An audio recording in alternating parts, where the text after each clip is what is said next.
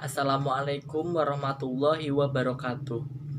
Perkenalkan, nama saya Ahmad Nurifai dengan NPM 2001011008. Di sini saya akan mempresentasikan jurnal saya mengenai kalimat baku dan tidak baku. Jadi kalimat baku merupakan kalimat yang disusun dengan benar atau sesuai dengan kaidah-kaidah yang berlaku dalam penyusunan kalimat serta sesuai dengan ejaan yang disempurnakan. Ciri-ciri dari kalimat baku itu sendiri, yang pertama menggunakan tanda baca yang sesuai dengan yang berlaku. Yang kedua, menggunakan ejaan yang benar, menggunakan huruf kapital sesuai dengan tempatnya, menggunakan struktur bahasa yang lengkap, tidak ambigu, atau bisa menyampaikan gagasan dengan baik dan mudah dimengerti.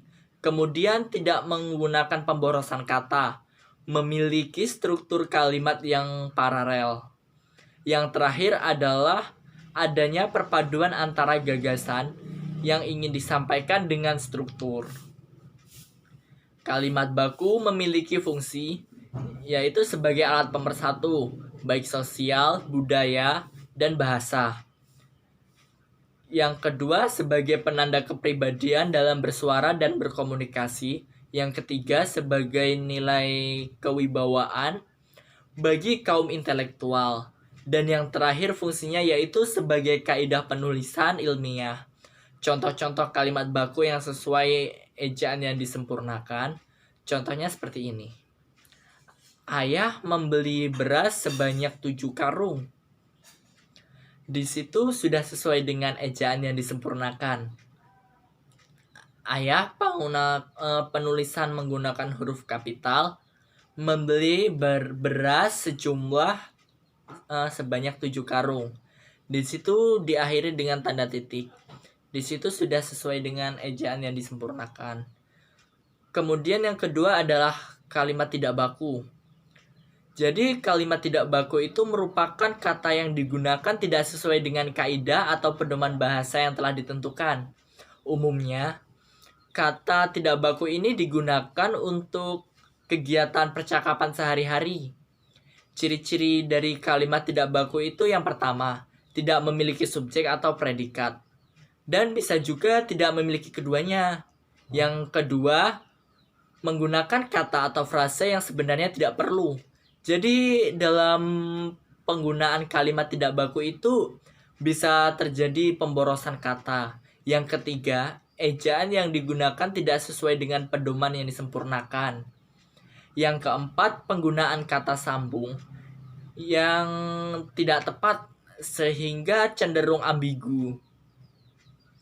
Bahkan sebagian dari kita pun mungkin salah mengartikan dari makna kalimat tersebut.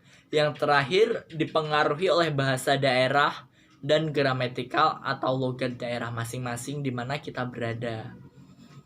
Untuk fungsi dari kalimat tidak baku itu pada umumnya sebagai hanya untuk menambah kenyamanan, untuk menambah keakraban sehingga terjalin rasa yang kuat antar pembicara dengan seseorang yang diajak bicara. Contoh kalimat tidak baku itu seperti ini. Pancasila merupakan adalah ideologi negara. Jadi di situ tidak baku karena terdapat pemborosan kata. Kemudian ada lagi seperti ini. Saya nggak ngerti dengan pelajaran yang dijelaskan tadi. Nah, di situ merupakan contoh kalimat yang tidak baku. Kata nggak ngerti seharusnya diganti dengan tidak mengerti.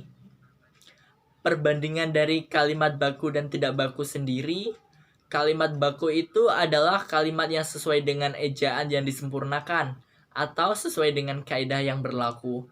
Sedangkan kalimat tidak baku itu kalimat yang tidak memasuki kriteria kaidah yang disempurnakan tersebut atau pedoman bahasa yang berlaku. Jadi seperti itu. Demikian yang dapat saya sampaikan. Saya akhiri. Wabillahi taufiq wal hidayah. Wassalamualaikum warahmatullahi wabarakatuh.